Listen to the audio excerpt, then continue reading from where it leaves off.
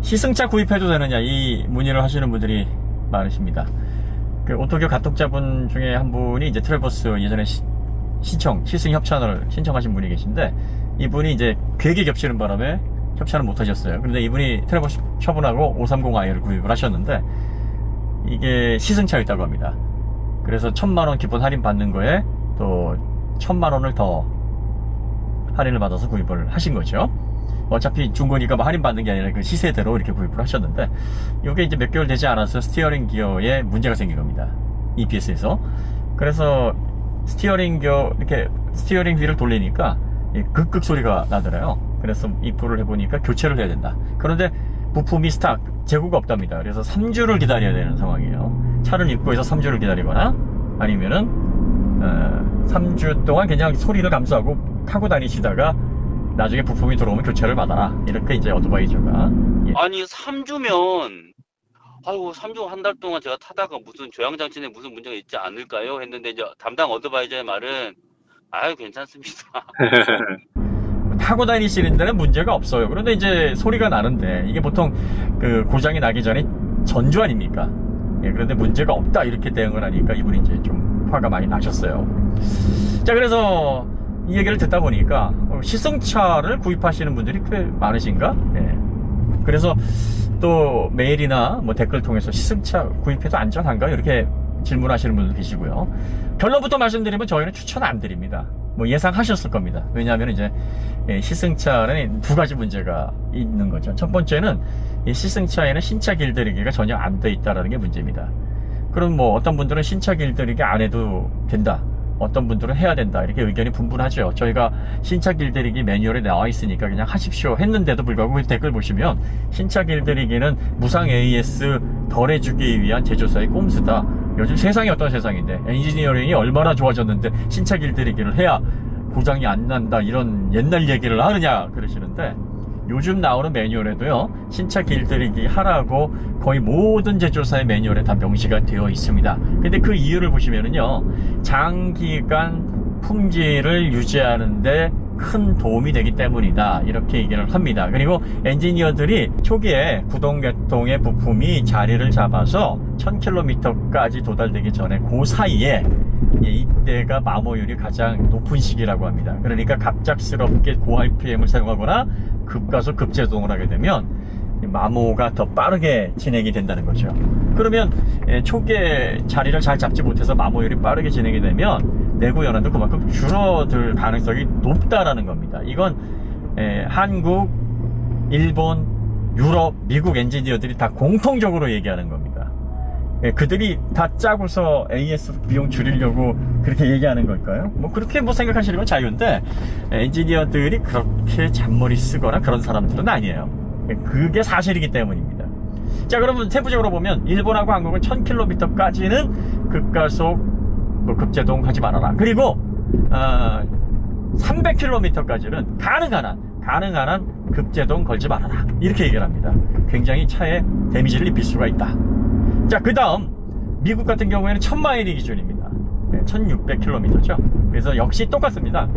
급가속, 급제동. 유럽 같은 경우에는 기본 1000km를 기본으로 이제 범위를 설정을 하는데 1500km까지는 길들이기를 하라 명시가 되어 있고, 그 가운데 1000km까지는 3분의 2 회전수까지, 그러니까 최대 회전수에서 3분의 2까지 사용하라는 겁니다. 디젤은 4500이니까 3000 정도, 가솔린은 6500 정도 되니까 뭐 4000 언저리까지는 사용을 하고, 그리고 1000에서 1500은 고 RPM 5000, 6000을 사용하더라도 점진적으로 부드럽게 사용을 해라 이렇게 명시가 되어 있습니다. 그러면서 똑같은 얘기예요.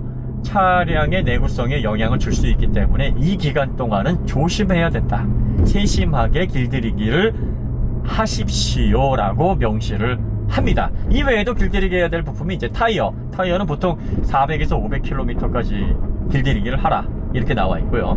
그 다음에 브레이크는 300km까지 명시가 되어 있습니다. 카본 세라믹 브레이크는 그 10배예요. 3000km까지가 길들이기에 필요한 거리입니다. 자, 그래서 이렇게 해야지 고장이 안 난다가 아니라 이렇게 해야지 내구성이 확보가 돼서 차량을 오래도록 품질이 크게 떨어지지 않고 잘 관리할 수 있는 가능성이 높아진다 라고 엔지니어들이 얘기를 하는데, 시승차에는 이제 그런 과정이 생략이 돼 있다는 거죠. 그럴 수밖에 없죠. 뭐 고객이 시승하러 왔는데 옆에서 그 영업사원이 이 차가 아직 1000km 미만이라 길들이기를 잘해가면서 타시면은 좋겠 이렇게 얘기할 수 없잖아요. 그리고 그 고객들이 알고 싶은 건 이 차의 승차감은 어떤가, 정숙성은 어떤가도 알고 싶지만 급가속을 할 때 이 발진감은 어떤가, 그리고 제동을 좀 세게 걸었을 때 얼마나 잘 써는가, 이거 알고 싶어 하거든요. 그러면 뭐 300km, 400km 이렇게 좀 솜털 뽀송뽀송한 상태에서도 그렇게 운전을 한단 말이죠, 과격하게. 이러니 초반 데미지, 부품이 자리 잡아서 이 마모도가 가장 심한 그 사이에 좀 부품의 열화가 빠르게 진행이 되는 그런 환경에 노출되는 거죠. 자, 그리고 고객용 시승차만 있는 게 아니라 이 미디어 시승차가 있어요. 이 미디어 시승차는 더 조건이 안 좋습니다.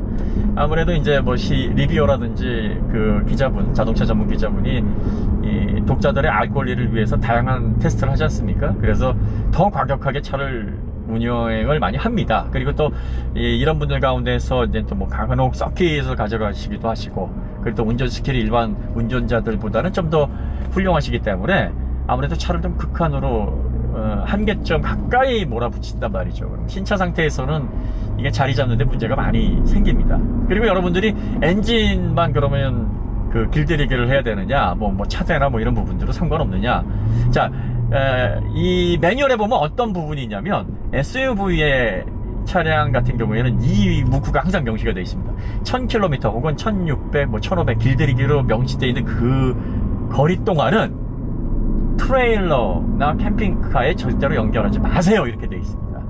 이게 무슨 말이냐면 자동차의 길들이기는 엔진에만, 파워트레인에만 국한되어 있는 게 아니라는 거죠.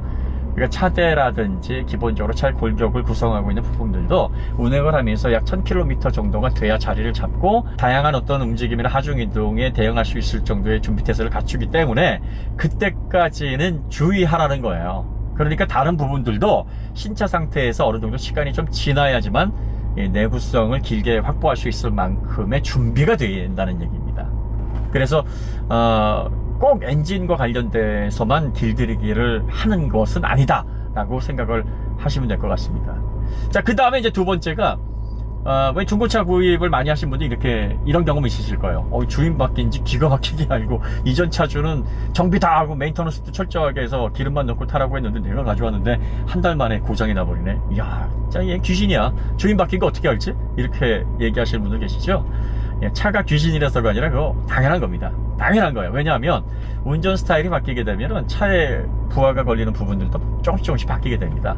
보통 뭐 회전대 영역도 운전자마다 다르고요. 브레이크를 어떤 분은 리니어하게 쓰시고 어떤 분들은 점진적으로 쓰시고, 초반 이니셜 바이트를 좋아하시는 분이 계시고 후반으로 갈 때 강한 압력을 좋아하시는 분이 계시단 말이에요. 그러니까 이런 운전 스타일에 따라서 또 어떤 분들은 횡지를 실는 걸 좋아하시는 반면에 어떤 분들은 자연스럽게 그냥 흐름에 맞춰 가시는 걸 좋아하시는 분들이 계시죠. 운전자가 바뀌게 되면 당연히 자동차에 부하가 걸리는 부분들도 바뀝니다. 그러면 이전 운전자의 스타일에서는 문제가 안 되는 부분이 새로운 운전자의 운전 스타일에서는 문제가 될 수 있는 거죠. 그리고 자동차는 점점 시간이 지날수록 노후화가 되니까 이 열화된 부품들이 이전에는 부하가 걸리지 않았는데 갑자기 부하가 걸리게 되면 그 부분이 문제가 없다가도 생기게 되는 겁니다. 자, 그러면 신차 상태에서 운전자가 바뀌게 되면 그런 식으로 고장이 빈번하게 일어날까요? 신차 상태에서는 부품들의 내부 연한이 충분하니까 바로바로 고장은 안 납니다. 하지만 여러 운전자의 스타일 다르게 여러 부분들에 이렇게 부하를 걸게 되면 조금씩 다양하게 이제 열화가 발생이 되는 거죠. 그래서 노후화가 더 빠르게 진행될 가능성이 높습니다.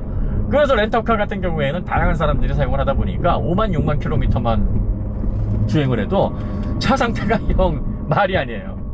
정말 차가 말하자면은 뭐 개인이 얌전하게 한 3, 40만 운행한 차들보다 5만 6만 킬로미터 주행했었던 렌터카, 이런 차들의 상태가 더 안 좋은 게 비일비재합니다.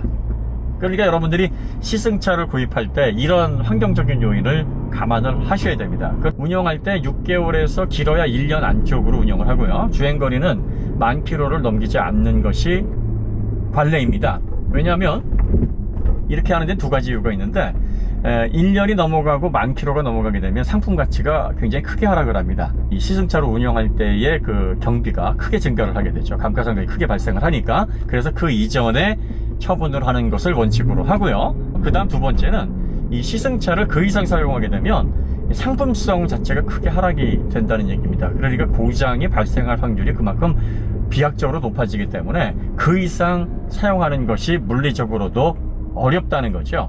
그러면 결정을 하시려면 두 가지를 감안하셔야 돼요. 첫 번째는 그럼에도 불구하고 구입할 정도로 가격 메리트가 굉장히 커야 됩니다.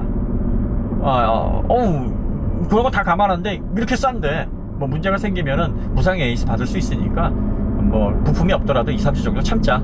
아니면은 뭐 나중에 이제 무상 AS 끝나더라도 부품가로 얼마가 나가더라도 그걸 상쇄할 만큼 가격 메리트가 이렇게 크니까 난 구입할래. 이러면 뭐 말리지 않겠습니다. 그 다음에 어차피 무상 AS 받는 기간 동안만 사용할 거고, 어차피 나는 차 여러 대 있으니까 뭐 무상 기간 동안 뭐 비용 안 들어가고 차 맡기고 난 다른 차 이용하면 돼 하시는 분이라면 뭐 구입하셔도 뭐 크게 문제는 없을 수 있어요. 하지만 자동차 한 대를 가지고 운행을 하시면서 특히 자동차에 뭐 고장이 발생하는 거에 대한 스트레스가 크고, 또 보통의 운전자들이 차를 금이야 오기야 다루지 않습니까? 내 몸처럼. 이런 분들은 이 시승차가 아무 문제 없을 것이다. 오히려 이게 인증 중고차로 본사에서 관리게 되기 때문에 더 상태가 좋습니다. 그렇기 때문에 안심하고 사세요라고 판매자의 말을 고지고대로 믿으시면 안 된다는 거죠. 이거 별로 좋은 선택이 아니라고 저희는 봅니다. 물론 결정은 개인이 하시는 겁니다.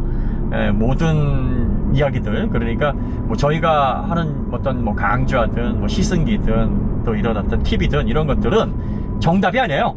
참고만 하십시오. 이런 참고만 하시고, 분명히 이거 말고도 뭐 다른 경험을 가지고 계신 분들은 다른 의견을 내실 거예요. 나는 뭐 시승차 구입했는데 10년 동안 잘 탔다, 이런 분들 계십니다. 이런 경우랑 같은 거죠. 담배 피우면 폐암 걸립니다. 우리 할아버지는 담배 피시고 100세까지 건강하게 사셨는데?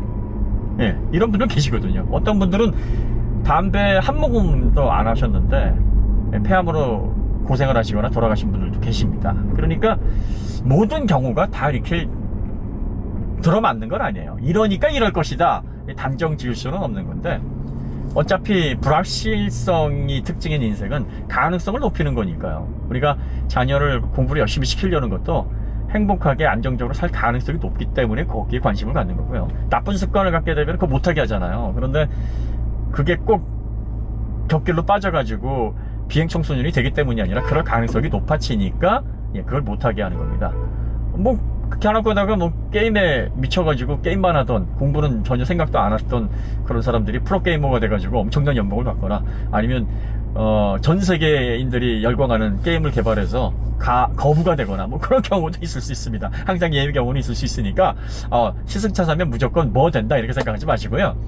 시승차 사실 때는 면밀하게 이런 부분들의 문제가 있을 수 있으니까 좀 심사숙고를 해야 된다, 이런 쪽으로 이해를 하시면 될 것 같고요. 그리고 시승차를 구입하실 때 분명하게 길들이기가 안 됐다, 그리고 많은 운전자들이 본인의 어떤 다른 스타일대로 차를 운행함으로 인해서 다양한 어떤 부분에 부하가 가서 노후가 빨리 진행될 가능성이 높은 환경에 노출되어 있는 차니까 가격적인 메리트가 완전히 확실해서 그걸 상쇄하고도 남을 정도의 조건이라면 괜찮고, 그 다음에 수입차 같은 경우에, 국산차 같은 경우에는 뭐 수리 받는 과정이 좀 원활할 수 있는데, 수입차 같은 경우에는 부품 스탁이 이게 제대로 안 돼 있을 수 있으니까 이걸 또 그 본사나 아니면은 그 부품 공급 거점인 해외에서 또 주문을 해야 되기 때문에 빨라야 2주, 오래 걸리면 한 달까지 들어갑니다. 이런 문제점들이 발생할 수 있다라는 점을 감안하셔야 되는 거죠. 그래서 시승차 구입을 염두에 두신 분들은 이 부분에 대해서 꼭 심사숙고를 하셨으면 하는 바람입니다. 그 다음에 이제 요거는 뭐 이제 가외 그건데, 간혹 가다가 이제 제가 예전에 그 차에 미쳤을 때 어떤 차를 운행을 했는지 그 히스토리를 좀 알려주세요 라고 이제 요청하시는 분들이 꽤 이제 생각보다 많으십니다. 그런데 이제 차에 미쳐서 이 차 탔습니다, 저 차 탔습니다 하다 보면은, 얼마 전에도 저희가 이제 어려운 어떤 시기를 지나고 있는 젊은 가독자님들에게 또 응원의 메시지를 드렸는데, 그게 좀 좋은 어떤 영향을 드리지는 않을 것 같아요. 예. 그런데 이제 그거를 좀 알고 싶어 하시는 분들은 또 이런 의도가 또 있으실 것 같아요. 저 친구가 고속용차라든지 다양한 차 경험이 많아서 이 친구가 하는 얘기들이 경험에 진짜 우러나와서 믿을 만한 얘기라고 내가 받아들일 수 있는지 확인을 해보고 싶다, 뭐 이런 의도가 좀 있으신 것 같기도 합니다. 왜냐하면은 직접 경험한 지식들이 더 값진 건 뭐 얘기 하나 안 하거든요. 그래서 뭐 여러 가지 경험들을 다 일일이 말씀드리기는 좀 그런데, 그 중에 하나 이제 제가 처음 슈퍼카를 가졌던 때가 2006년이었습니다. 그래서 2006년에 가야르도를 이제 출고를 했었는데, 지금 이제 사진 나가는데 여기에 보시면은 이제 이때 당시에 차에 완전히 미쳐 있어서 람보르기니 가방, 그 다음에 람보르기니 노트북을 같이 가지고 다녔어요. 이러면 사람들이 나를 얼마나 멋지게 볼까라는 진짜 말도 안 되는 단세포적인 생각을 가지고, 그리고 이제 그 람보르기니에서 람보르기니 노트북과 가방을 딱 들고 내렸을 때, 뭐 사람들이 나를 얼마나 이런 멍청한 생각을 하고 있을 때였습니다. 이 얘기가 이제 요점이 아니라, 이제 이 차를 이제 그때 출고를 해서 요 사진을 찍었는데, 제가 요거를 2006년 초에 출고를 해서 2008년 초까지 가지고 있었습니다. 과연 이 사진을 몇 년 몇 월에 촬영한 사진일까요? 라는 게 이제 갑작스러운 퀴즈 이벤트. 그래서 요거를 이제 연도와 월까지만, 날짜까지 하면 너무 힘드니까 몇 년 몇 월이다, 이걸 제일 먼저 맞추신 분에게 2020년 소원 성취하시라고 그 인피니티 그 타노스 건틀렛 블루투스 스피커, 제가 애장품 중에 하나인데 요거 보내드리겠습니다. 그 주말을 좀 재밌게 보내라는 깜짝 퀴즈.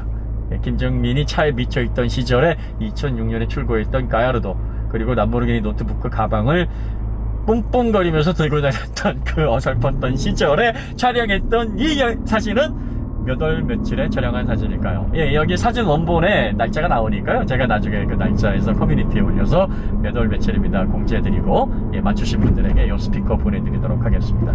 자, 그러면 남은 주말 잘 보내시고요, 더 좋은 콘텐츠로 다시 찾아뵙도록 하겠습니다. 감사합니다.